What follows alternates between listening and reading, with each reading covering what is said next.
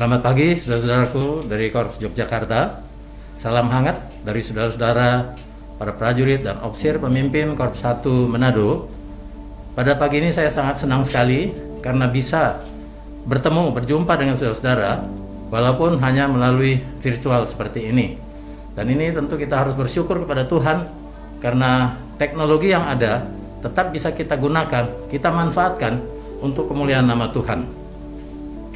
Hari ini saya diminta untuk menyampaikan perenungan, dan waktu saya tanyakan ke ofisir pemimpin apakah ada judul untuk perenungan minggu ini, dikatakan bahwa minggu ini bebas. Karena itu saya akan menyampaikan perenungan kita untuk pagi hari ini dengan judul Berjalan dalam Terang Tuhan.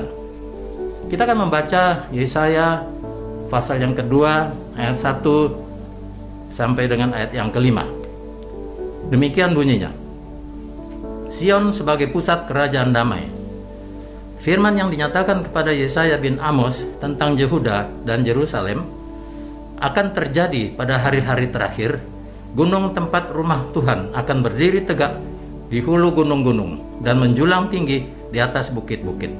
Segala bangsa akan berduyun-duyun ke sana, dan banyak suku bangsa akan pergi serta berkata, "Mari kita naik ke gunung Tuhan, ke rumah Allah Yakub, supaya Ia mengajar kita tentang jalan-jalannya, dan supaya kita berjalan menempuhnya. Sebab dari Sion akan keluar pengajaran dan firman Tuhan dari Yerusalem. Ia akan menjadi hakim antara bangsa-bangsa dan akan menjadi wasit bagi banyak suku bangsa. Maka mereka akan menempa pedang-pedangnya menjadi mata bajak, dan tombak-tombaknya menjadi pisau pemangkas. Bangsa tidak akan lagi mengangkat pedang terhadap bangsa, dan mereka tidak akan lagi belajar perang." Ayat yang kelima, "Hai kaum keturunan Yakub, mari kita berjalan di dalam terang Tuhan." Itulah yang menjadi judul perenungan kita pagi ini dari Yesaya pasal 2. Yang menjadi judul adalah ayat yang kelima, Berjalan dalam terang Tuhan. Saudara-saudaraku yang dikasihi Tuhan, kalau kita baca judulnya, ayat yang kelima adalah seperti ini. "Hai kaum keturunan Yakub, mari kita berjalan di dalam terang Tuhan." Saudaraku yang dikasihi Tuhan, kenapa sampai judul ini harus muncul, saudara? Sebelum kita akan mempelajari Yesaya 2 ayat 1 sampai 5, mari saudara-saudaraku yang dikasihi Tuhan, kita pelajari apa yang menjadi latar belakang Yesaya menampaikan firman Allah kepada Israel. Konteks pembacaan pasal 2 ini, saudara-saudaraku, harus kita hubungkan dengan pasal 1 yang menyatakan bagaimana bangsa Israel telah berdosa dan memberontak serta membangkang kepada Allah. Bahkan kalau kita memeriksanya pada Yesaya pasal 1, kita memeriksa lebih dalam lagi, kita melihat lebih dalam lagi, ada beberapa tanda yang menyatakan bahwa Allah itu sangat marah kepada umat Israel. Yang pertama, saudara-saudara, bertobat lebih baik daripada korban persembahan. Yesaya pasal 1 ayat 11 sampai 13a. Saya bacakan. "Untuk apa itu korbanmu yang banyak-banyak? Firman Tuhan, aku sudah jemu akan korban-korban bakaran berupa domba jantan, dan akan lemak dari anak lembu gemukan, darah lembu jantan dan domba-domba dan kambing jantan tidak kusukai. Apabila kamu datang untuk menghadap di hadiratku, siapakah yang menuntut itu daripadamu? Bahwa kamu menginjak-injak pelataran bait suciku?" Ayat yang ke-13, "Jangan lagi membawa persembahanmu yang tidak sungguh, sebab baunya adalah kejijikan bagiku." Sampai 13a. Bertobat lebih penting daripada korban persembahan. Yang kedua, sebab kedua kita bisa pelajari bahwa upacara ritual dan doa umat Israel juga tidak diterima Allah. Yesaya pertama pasal 1 tadi, tapi ayat yang 13b sampai 15 saya bacakan. "Aku tidak tahan lihatnya karena perayaanmu itu penuh kejahatan." Ini ritual-ritual yang dilakukan oleh umat Israel waktu itu. "Perayaan-perayaan bulan barumu dan pertemuan-pertemuanmu yang tetap, aku benci melihatnya. Semuanya itu menjadi beban bagiku. Aku telah payah menanggungnya." Ayat 15, "Apabila kamu menadahkan tanganmu untuk berdoa," jadi bahkan doa pun tidak diterima oleh Allah, Apabila kamu menadahkan tanganmu untuk berdoa, aku akan memalingkan mukaku. Bahkan sekalipun kamu berkali-kali berdoa, aku tidak akan mendengarkannya, sebab tanganmu penuh dengan darah. Aku dikasih Tuhan, Allah lebih mengutamakan pertobatan. Yesaya pasal 1 ayat 16 tadi. Allah menegaskan lagi dalam Yesaya pasal 1 ayat 19 dan 20. Kita lihat ayat 19 dan 20. Yesaya pasal 1 ayat 19 20. Jika kamu menurut dan mau mendengarkan, maka kamu akan memakan hasil baik dari negeri itu. Ayat yang ke-30, tetapi jika kamu melawan dan memberontak, maka kamu akan dimakan oleh pedang. Sungguh Tuhan yang mengucapkannya. Itu ayat 20, saudara. Nah, kita lihat selanjutnya, saudara-saudara sekalian, bahwa betapa pentingnya menurut Allah itu adalah bagaimana kita menuruti apa yang diperintahkan Tuhan. Bukan soal persembahan, tetapi kalau kita melawan dan tidak mengikuti perintahnya, maka kita akan diberikan hukuman. Selanjutnya, saudara-saudara sekalian, kita lihat bahwa apakah yang menyebabkan bangsa Israel memberontak? Bangsa Israel menjadi tidak setia, saudara-saudara. Kalau kita tahu bahwa Israel itu dibagi dua, ada Israel Utara, saudara, dan ada Israel bagian selatan. Israel Utara itu berada dalam masa kejayaannya pada masa abad ke-8 sebelum Masehi. Karena, saudara-saudaraku, Israel Utara berada dalam posisi arus perdagangan yang dilewati dengan perdagangan yang strategis di kawasan Timur Tengah, saudara. Ini menyebabkan Israel Utara menjadi wilayah yang makmur, wilayah yang kaya, yang berkelimpahan harta. Demikian juga halnya dengan Israel bagian selatan yang disebut dengan Yehuda, juga menjadi pusat perdagangan dengan Arab bagian selatan juga melalui kota Sebna dan Ofir. Dengan kondisi yang sedemikian menguntungkan, posisi geografis yang menyebabkan Israel Utara dan Selatan itu menjadi makmur, maka bangsa Israel itu saat itu, saudara, menjadi bangsa yang kaya, menjadi bangsa yang kuat, jadi bangsa yang hidup dengan kemakmuran yang luar biasa. Dalam bidang ekonomi, bangsa Israel juga menjadi bangsa yang kuat dalam pertahanannya pada saat itu, dibandingkan dengan bangsa-bangsa lainnya yang ada di sekitarnya. Karena apa? Karena faktor ekonominya yang demikian baik dan menjadi makmur. Tak seorang pun dapat mengabdi kepada dua tuan. Nah, ini harus kita perhatikan, peringatan untuk kita. Dalam Matius 6 ayat 24, tidak bisa kita mengabdi kepada kekuasaan, kekayaan, kekuatan, kemakmuran, kemudian kita juga harus mengabdi kepada Tuhan Allah. Tidak bisa mengabdi pada dua tuan. Karena itu bangsa Israel memberontak kepada Allah. Hati-hati terhadap kekuatan dan kekuasaan, saudara, dan kemakmuran. Hati-hati terhadap harta yang kita miliki. Terkadang dengan itu, maka kita bisa melupakan apa yang kita dapat dari Tuhan sendiri. Saudara-saudaraku dikasih Tuhan, kekayaan, kesenangan, harta, kedudukan yang luar biasa, yang tinggi, menjadikan penyebab manusia melupakan Tuhan, bahkan memberontak, saudara. Demikian juga Israel pada waktu itu. Itu yang terjadi pada bangsa Israel dulu, dan juga tentu Israel sekarang, Israel saat ini. Tentunya kita harus hati-hati terhadap apa yang kita hadapi di zaman yang penuh dengan godaan saat ini. Ada harta, kemewahan, gemerlapan dunia ini, dan lain-lain. Kita harus hati-hati. Bukankah, saudara-saudara, banyak kali hal-hal yang menyilaukan mata kita. Kesenangan dunia, harta, uang, membuat kita melupakan Tuhan. Kaya atau senang itu tidak ada masalah, atau kedudukan yang tinggi juga tidak salah. Uang itu juga tidak salah, asalkan kita tidak melupakan si pemberi kesenangan itu, yaitu Tuhan. Justru kita diminta untuk ingat pada pemberi harta dan kesenangan dan kekuasaan dan kedudukan kita. Kita diminta untuk mengucap syukur atas berkat yang kita terima, atas kesenangan yang kita dapat dari pemberi berkat itu sendiri. Saudara-saudara dikasih Tuhan, waktu susah kita ingat Tuhan, rajin berdoa, minta pertolongan Tuhan. Apakah kita tidak boleh kaya, saudara? Apakah kita tidak boleh memiliki harta, uang, atau kedudukan bahkan sekalipun? Boleh, saudara.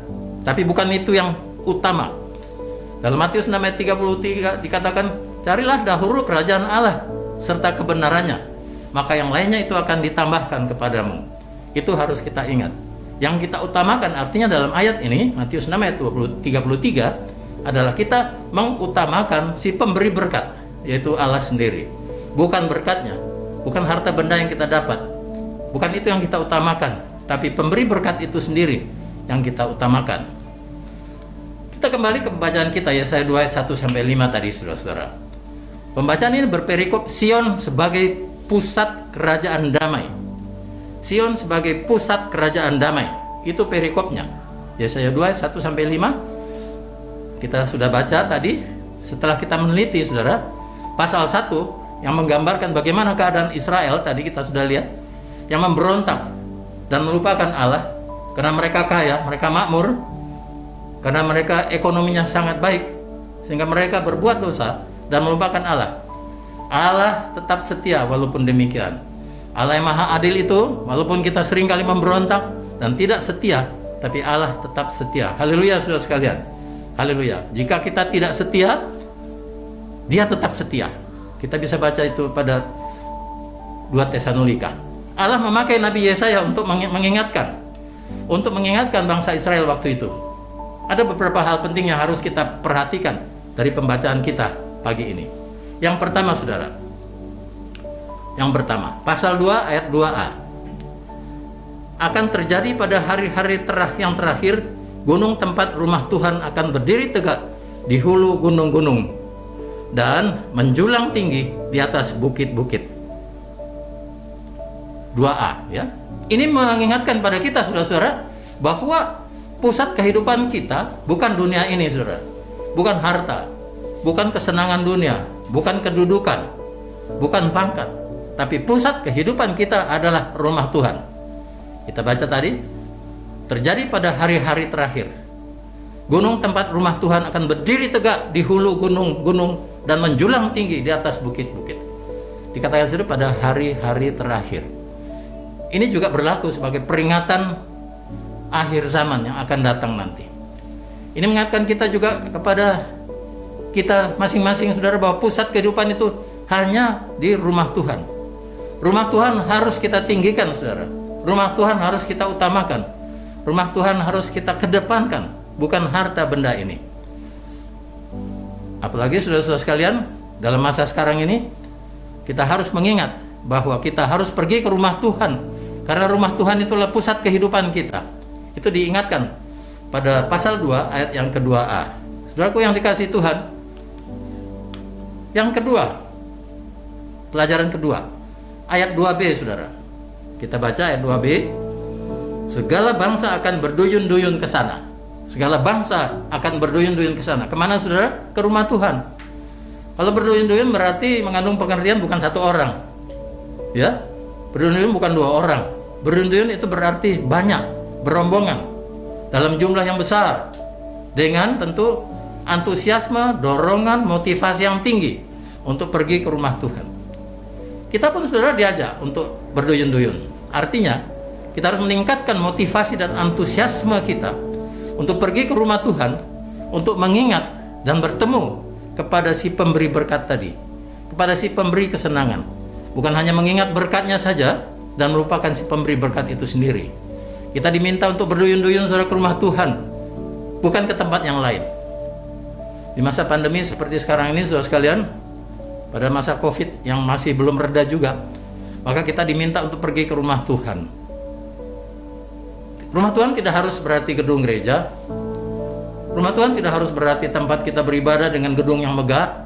Tapi rumah Tuhan berarti juga bisa persekutuan orang-orang percaya, baik di rumah masing-masing atau di mana-mana tempat sekalipun.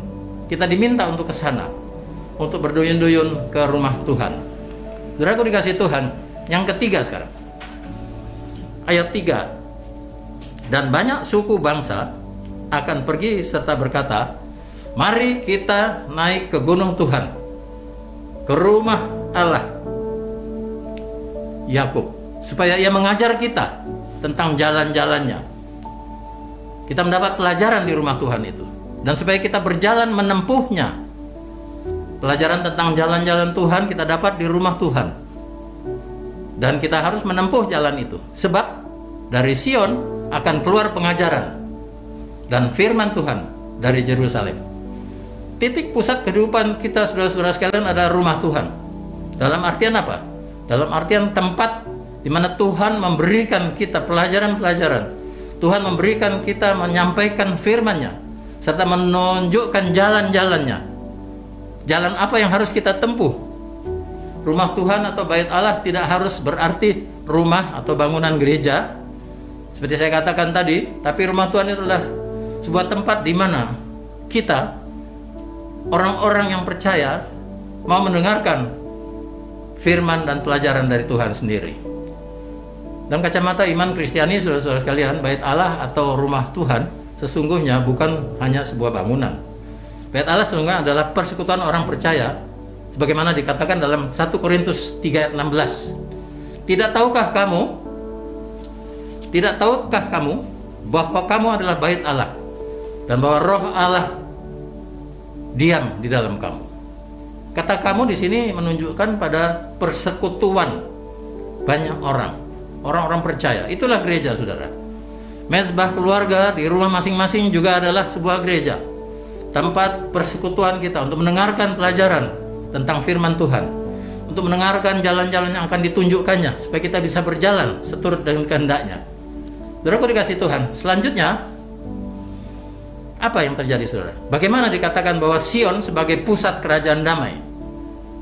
Dikatakan begitu, judulnya Sion sebagai pusat kerajaan damai. Perikop ini seperti itu. Nah, saudara-saudara, ya memang seperti itu.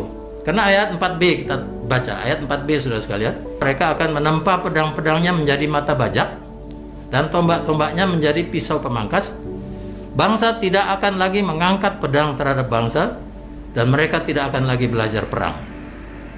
Itulah sebabnya dikatakan bahwa Sion menjadi pusat kerajaan damai. Ini memberikan pengertian pada kita, saudara sekalian, bahwa kita belajar untuk berubah. Belajar untuk tidak seperti kemarin. Bangsa Israel juga dikatakan diajarin seperti itu dalam perenungan kita hari ini, dan kita juga sebagai bangsa diajarin supaya kita belajar dan mau berubah dan mau merubah diri. Kalau kemarin kita sebagai pedang, saudara sekalian, yang tadinya untuk membunuh tidak saya dalam arti kata fisik, tapi dalam arti kata yang lain lebih luas dari itu, tapi menjadi mata bajak untuk menumbuhkan tanaman, untuk memberi kemakmuran. Yang tadinya tombak untuk membunuh, saudara, menjadi pisau pemangkas yang digunakan untuk kesejahteraan dan membersihkan ladang. Tidak ada lagi permusuhan, tidak ada lagi perang. Banyak orang mengatakan, saudara sekalian, mari kita merubah dunia ini. Tapi banyak yang mengatakan seperti itu, tapi sedikit orang yang mau mulai merubah dirinya sendiri. Roma 12 ayat 2 mengatakan, janganlah kamu menjadi seperti dengan dunia ini, serupa dengan dunia ini, tetapi berubahlah oleh pembaruan budimu, sehingga kamu dapat membedakan manakah kehendak Allah, apa yang baik, yang berkenan kepada Allah, dan yang sempurna. Coba kita rubah diri kita. Banyak orang mengatakan, mari kita rubah dunia. Tapi sedikit sekali orang mengatakan dia mau merubah dirinya sendiri. Melalui Mesias atau Yesus Kristus, saudara, yang sudah akan datang pada saat itu sebagai nubuatan di kota Sion, dari sana, saudara, akan diajarkan kedamaian dan kasih sayang yang saling membangun. Itulah yang dinyatakan dalam nubuatan ini. Di Sion akan diajarkan kasih dan kedamaian, saudara. Maka hukum mata ganti mata, nyawa ganti nyawa, darah ganti darah, dan peperangan serta penghakiman sampai kepada pembunuhan antara manusia kepada sesamanya tidak berlaku lagi di dalam Tuhan Yesus Kristus. Saudaraku dikasihi Tuhan, dunia ini membutuhkan sekali kedamaian. Tapi kita harus tekankan di sini bahwa kedamaian itu hanya ada di dalam Kristus. Amin, saudara sekalian. Kedamaian itu hanya ada di dalam Kristus. Kita ke temanya sekarang.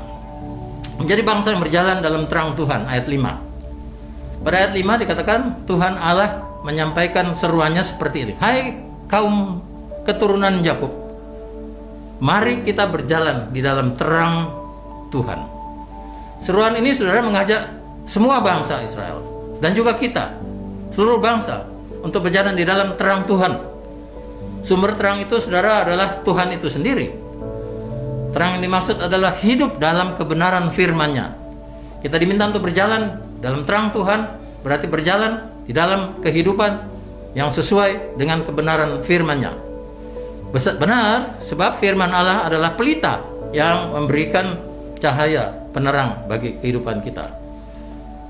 Yang diajak berjalan di dalam terang, saudara sekalian, bukan hanya bangsa Israel, tapi kita juga. Saudara-saudaraku dari Korps Jogja, pagi ini kita diajak untuk berjalan di dalam terang Tuhan, untuk berjalan bersama-sama dengan Tuhan Yesus dalam terang Tuhan, menuruti segala firman-Nya. Kita diminta untuk berjalan dalam terang Tuhan. Kita lihat yang pertama apa artinya. Jalan dalam terang Tuhan artinya Efesus 5 ayat 8 mengatakan seperti ini. Memang dahulu kamu adalah kegelapan, tetapi sekarang kamu adalah terang di dalam Tuhan. Sebab itu hiduplah sebagai anak-anak terang. Berjalan dalam terang Tuhan sudah berarti hidup sebagai anak-anak terang. Kita harus bisa memancarkan terang Tuhan itu di sekitar kehidupan kita. Kita harus menjadi contoh dan teladan terhadap orang lain yang belum mengenal Tuhan Yesus. Kita diminta saudara untuk berjalan dalam terang Tuhan, itu berarti kita harus mengikuti. Kita harus mengikuti jalan yang ditempuh oleh Yesus sebagai sumber terang itu sendiri. Yohanes 8 ayat 12 mengatakan bahwa Yohanes 8 saudara sekalian, ayat yang ke-12 kita baca. Yohanes 8 ayat yang ke-12 dikatakan di sana, maka Yesus berkata pada orang banyak, katanya, akulah terang dunia. Barang siapa mengikut aku, ia tidak akan berjalan dalam kegelapan, melainkan ia akan berjalan mempunyai terang hidup. Barang siapa mengikut aku, dia tidak berjalan dalam kegelapan, melainkan mempunyai terang hidup. Itu dalam Yohanes 8 ayat yang ke-12. Dalam Matius 5 ayat 14 sudah dikatakan juga di sini bahwa kamu adalah terang dunia. Kita lihat Matius 5 ayat 14. Kamu adalah terang dunia. Kota yang terletak di atas gunung tidak mungkin tersembunyi. Seperti itu saudara sekalian, kita diminta untuk menjadi terang dunia ini. Karena Yesus berkata sendiri bahwa Tuhan Yesus adalah terang dunia. Kalau kita mengikuti jalan Tuhan, berjalan di dalam terang Tuhan, maka kita berarti juga menjadi kota yang terletak di atas gunung, yang dilihat oleh banyak orang, yang dilihat oleh semua orang. Kalau terang datang, saudara, pasti kegelapan akan hilang. Kalau terang datang, pasti kegelapan akan hilang. Yang kedua, jalan dalam terang Tuhan berarti jalan menuruti firman dan petunjuknya. Tidak mengikuti kemauan sendiri, tidak mengikuti jalan dunia ini. Dalam 2 Samuel pasal yang ke 22 ayat 29 mengatakan seperti ini. Karena engkaulah pelitaku ya Tuhan, dan Tuhan menyinari kegelapanku. Yang menjadi pelita kita adalah Tuhan. Dan kita dalam dunia yang masih penuh dengan kegelapan, yang menyinari kehidupan kita adalah Tuhan itu sendiri. Tuhan menyinari kegelapanku. Dunia ini memang gelap saudara, dan kita masih dalam dunia ini. Kita butuh penerang sebagai pelita, dan Tuhanlah pelita kita. Jalan dalam terang Tuhan itu juga berarti saudara bahwa seluruh aspek kehidupan kita harus menjadi pelaku firman. Seluruh aspek kehidupan kita harus menjadi pelaku firman. Jalan dalam firman Tuhan. Yakobus 1 ayat 22. Yakobus 1 ayat 22 mengatakan bahwa tetapi hendaklah kamu menjadi pelaku firman, dan bukan hanya pendengar saja. Sebab jika tidak demikian, kamu menipu diri sendiri. Pelaku firman saudara berarti melakukan semua yang Tuhan kehendaki dan mengikuti Tuhan sebagai pelita penuntun jalan kita. Saudara dikasih Tuhan, kita lihat yang selanjutnya. Yang ketiga, berjalan dalam terang Tuhan, mengikuti apa yang diperintahkan oleh Tuhan kepada kita melalui firman-Nya tentu. Mazmur 86 ayat yang Mazmur 86 ayat yang ke-11 mengatakan bahwa tunjukkanlah kepadaku jalan-jalan-Mu ya Tuhan, supaya aku hidup menurut kebenaran-Mu. Bulatkanlah hatiku untuk takut akan nama-Mu. Banyak jalan dalam dunia ini, saudara, banyak. Tetapi kita harus hati-hati. Kita harus tetap pada jalan Tuhan. Kita harus selalu meminta petunjuk pada Tuhan. Jalan mana yang harus kita tempuh? Jalan mana yang harus kita lewatin? Jalan dalam dunia ini banyak. Bagaimana kita memilih? Minta petunjuk dari Tuhan. Berjalan dalam terang Tuhan berarti hidup dengan seturut firman-Nya. Itu yang diminta oleh kita, oleh Tuhan pada kita, pada saudara-saudara sekalian, pada kita semua, supaya kita berjalan menurut apa yang diperintahkan firman-Nya, bukan berjalan menurut kemauan kita sendiri. Dalam Mazmur 18 ayat 22 dikatakan di sini bahwa sebab aku tetap mengikuti jalan Tuhan, sebab aku tetap mengikuti jalan Tuhan dan tidak berlaku fasik terhadap Allahku. Pemazmur selalu minta kepada Tuhan dan selalu mau tetap dikatakan tetap mengikuti jalan yang ditunjukkan kepadanya dan tidak berlaku fasik atau tidak melakukan seturut kemauannya sendiri dan melawan Tuhan. Kalau tetap mengikuti jalan menurut kemauan kita sendiri, maka kita akan terjerumus kepada kemauan dunia ini dan Tuhan akan menghukum kita. Turutilah perintah Tuhan, jangan menuruti kemauan diri sendiri, saudara. Kita tiba pada refleksi. Ada 3 yang sempat saya catat di sini. Refleksinya ialah seperti ini. Pertobatan dan meninggalkan dosa adalah hal yang mutlak diminta oleh Tuhan. Itu mutlak. Sebagaimana pelajaran kita dari orang Bani Israel itu, ya, bahwa persembahan mereka, doa mereka, ritual-ritual yang mereka naikkan tidak menjadi penting kalau tidak meninggalkan dosa. Yang penting pertobatan dan meninggalkan dosa. Yang kedua, saudara sekalian, berada di rumah Tuhan itu juga penting untuk mendengarkan firman-Nya. Adalah menjadi kesenangan kita orang Kristen masa kini, mendengarkan firman-Nya di rumah Tuhan. Tidak harus di gereja, dimanapun, sambil mendengarkan pelajaran-pelajaran firman-Nya, supaya kita tahu jalan mana yang harus kita tempuh. Dan yang ketiga, kalau kita sudah belajar firman Tuhan, maka kita bisa berjalan di dalam terang Tuhan. Berarti kita menurut perintah-Nya. Dari mana kita tahu? Karena kita ada di rumah Tuhan untuk mempelajari perintah-perintah Tuhan dan menjadi saksi sesudah itu. Kita menjadi saksi. Kehidupan Kristen kita menjadi berkat bagi orang lain karena kita berjalan menurut apa yang dikehendaki Tuhan. Amin. Mari kita berdoa. Bapa kami dalam surga, kami bersyukur Tuhan karena Engkau sudah mengajar kami untuk bagaimana kami harus bersikap, bahwa kami harus meninggalkan dosa-dosa kami. Kami harus berada di rumah Tuhan untuk mendengarkan pelajaran-pelajaran tentang jalan-jalan Tuhan, sehingga kami bisa berjalan di dalam terang Tuhan, karena Tuhan sendiri adalah sumber penerang kami.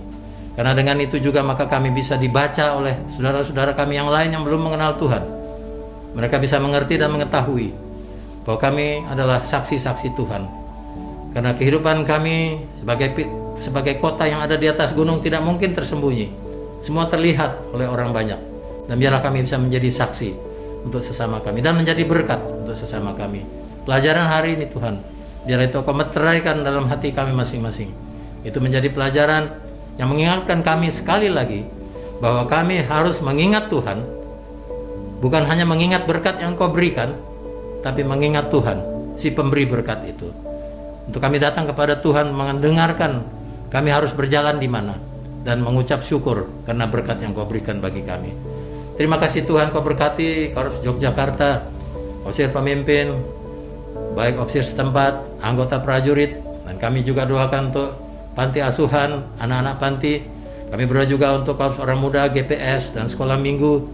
Kami berdoa juga untuk PKP dan PKW Korps Jogja. Biar Kau memberkati semua kami Tuhan. Dan melalui berkat itu kami tidak lupa Tuhan, tapi kami tetap berhubungan dengan Tuhan, dan kami selalu mau mengucap syukur kepadamu. Terima kasih Tuhan atas firman-Mu pada pagi hari ini. Karena firman itu menjadi pelita untuk kami bisa berjalan di dalam terang Tuhan. Haleluya. Amin.